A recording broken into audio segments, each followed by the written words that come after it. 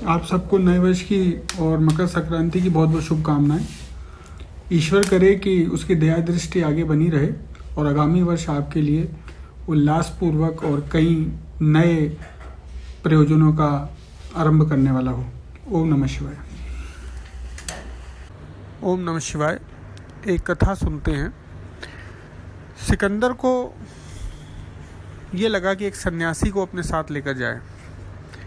उसने अपने सैनिकों से कहा कि एक ऐसा सन्यासी ढूंढ के लाओ, सन्यास के सारे नियमों का पालन करता हो और जिसको हम ले जा सकें और जिसको हम दिखा सकें कि ऐसे ऐसे सन्यासी हिंदुस्तान में रहते हैं। अब सम्राट का आदेश था। सैनिक मारे मारे फिरते रहे इधर उधर। आगे जाके बहुत दूर उन्हें एक नदी के किनारे एक सन्यासी मिला, पूर्ण दिगंबर, अपनी मौज मस्ती में मस्त।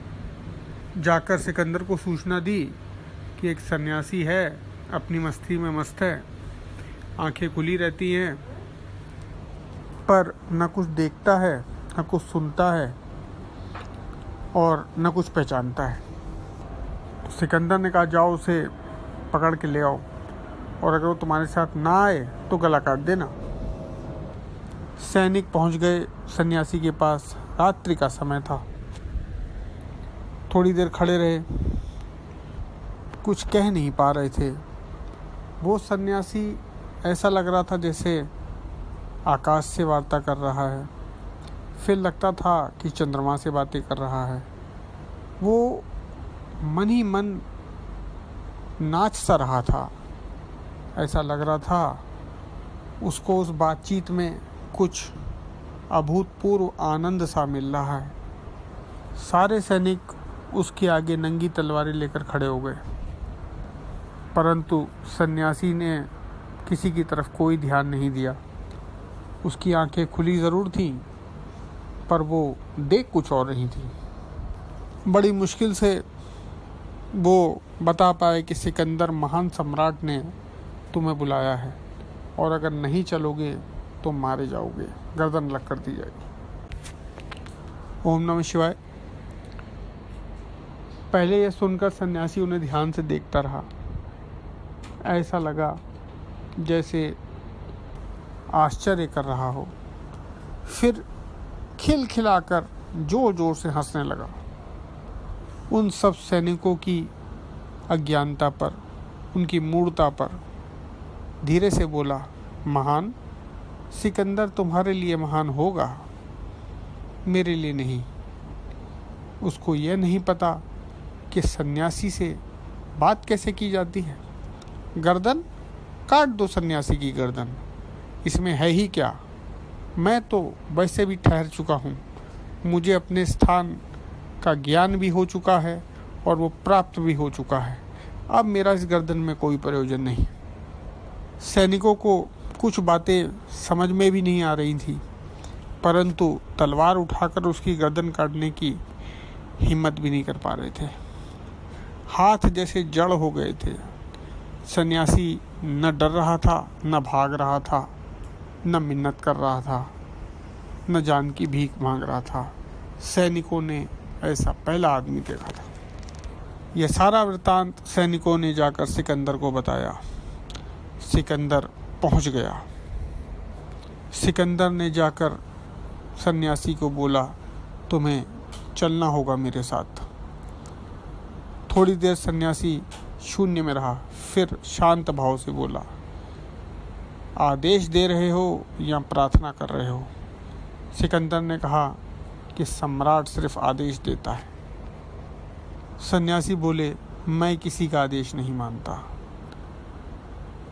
सिकंदर ने कहा, प्राण गंवा बैठोगे, गर्दन उड़ा दी जाएगी।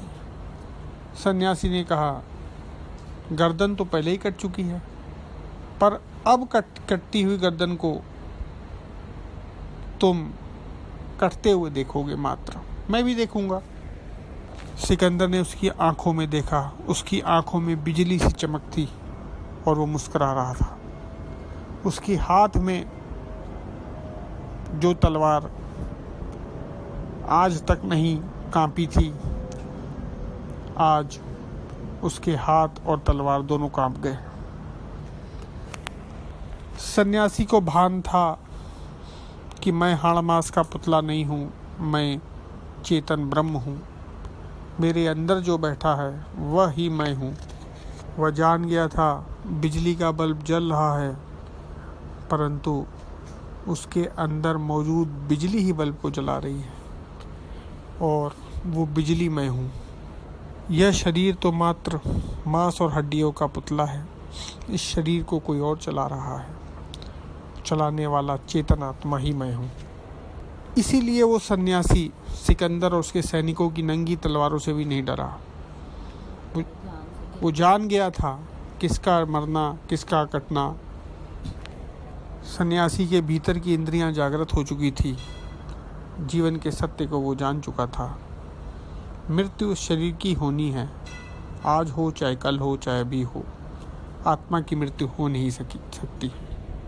इस सत्य से जो जागृत है वो ही चेतन ब्रह्म है। ओम नमः शिवाय। जय श्री कृष्ण। ओम नमः शिवाय। उसके आगे वो सन्यासी पुनः आकाश में देखने लगा, मानो चंद्रमा से बातें कर रहा हो, तारों से बातें कर रहा हो। वो और कोई अस्तित्व को आसपास में भूल गया और उसको सिकंदर की उपस्थिति, उसके सैनिकों की उपस्थिति से कोई अंतर नहीं दिख रहा था। वो मुस्करा रहा था, वो देख रहा था, कुछ देख रहा था, और उसकी प्रतिक्रियाओं से, उसकी भंगिमाओं से ऐसा प्रतीत हो रहा था कि वो अत्यंत आनंद की स्थिति में है। सिकंदर ने अपने सैनिकों की ओर देखा, तलवार म्यान में डाली और वापस लौट पड़ा। सैनिकों का सर भी झुका हुआ था। ओम नमः शिवाय। जय श्री कृष्ण।